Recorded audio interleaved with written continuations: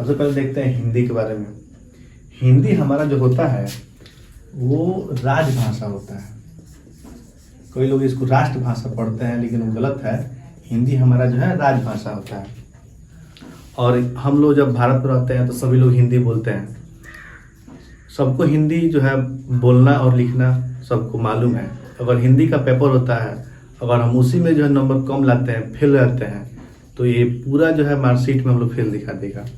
यानी कि अगर आप हिंदी छोड़ के और भी किसी भी विषय में पूरा 90 से ज़्यादा नंबर ला दें या पूरा 100 में 100 नंबर भी ला दें और हिंदी में आप नंबर जो है कम आ जाता है, आपका 33 से कम आ जाता है, 32 आता है, 30 आता है, यानी कि आप फेल रहते हैं। यानी पूरे जो है आपको मार्कशीट में फेल दिखाई देगा। इसलिए हिंदी का टारगेट हम लोग बनाना चाहिए, कम से कम 100 नंबर इसमें हिंदी में टारगेट बना रहे हैं कि हम लोग 100 नंबर लाते हैं हम लोग। तो हिंदी के लिए 100 नंबर लाने के लिए सबसे पहला हमारा होना चाहिए सुंदर लिखावट। हिंदी में जो लिखते हैं वो सुंदर होना चाहिए, देखने में कोई भी देखे उसको आसानी से पढ़ सके। तो पहला सुंदर लिखावट हो जाता है। दूसरा होता है शुद्ध मात्रा। शुद्ध मात्रा मतलब उसमें कहाँ पे छोटी का मात्रा लगेगा, कहाँ बड़ी का मात्रा लगेगा, कहाँ छोटाऊ का, कहाँ बड़ाऊ का मात्रा लगेगा।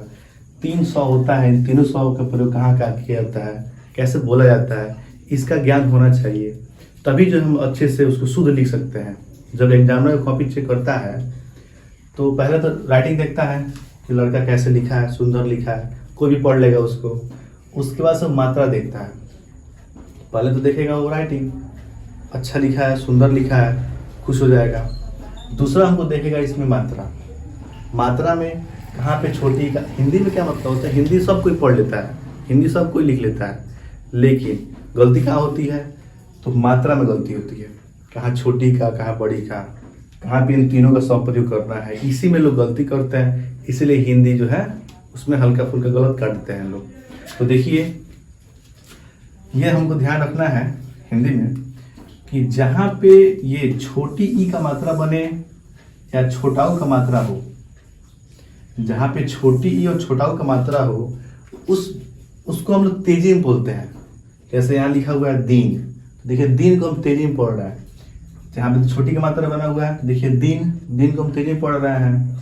यहाँ देखिए छोटाऊ का मात्रा में लिखा हुआ है खुश, तो खुश में देखिए जो हम लोग खूब बोल रहे हैं वो थोड़ा तेजी में बोल रहे हैं लोग। तो यानी कि जिस वाक्य को जो पढ़ेंगे और जिस शब्द को पढ़ेंगे और उसको हम लोग थोड़ा तेजी में बोलेंगे तो वहाँ पे छोटी ई का या छोटाऊ का मात्रा लगता है, ठीक है। लेकिन जहाँ पे हम लोग शब्द को पढ़ते हैं, वाक्य को पढ़ते हैं और थोड़ा समय ज़्यादा लगता है, वहाँ पे बड़ी ई का और बड़ा ऊ का मात्रा लगता है। जैसे यहाँ पे लिखा हुआ सीमा, आप बोल के ट्राई कर सकते हैं सीमा में देखिए थोड़ा सा समय लग रहा है सी बोलने में, इसलिए यहाँ बड़ी का मात्रा लग जाएगा।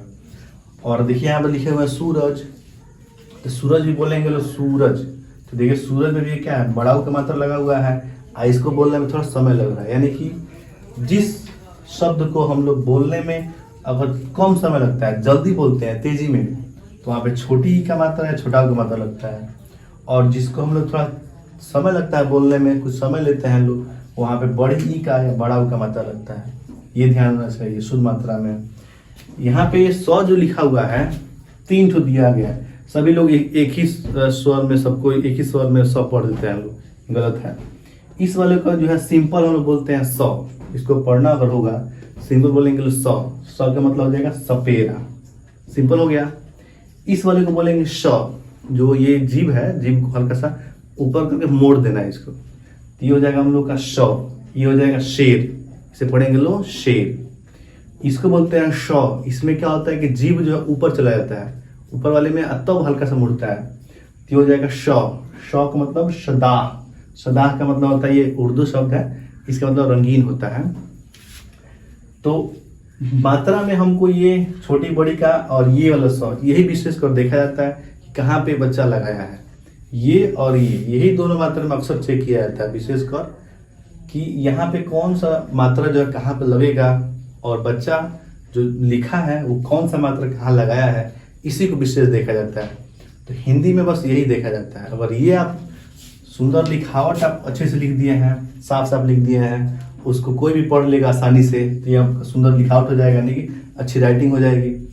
शुद्ध मात्रा में आपको छोटी का बड़ी का मात्रा कहाँ लगेगा, छोटा बड़ा का मात्रा कहाँ लगेगा, इसके बारे में आप अच्छे से पढ़ लेंगे। और ये वाला स का प्रयोग कहाँ होगा, इसको अच्छे से लिख लेते हैं तो आपका जो है ये फुल मार्क्स मिलने का जो है संभावना ज़्यादा रहता है।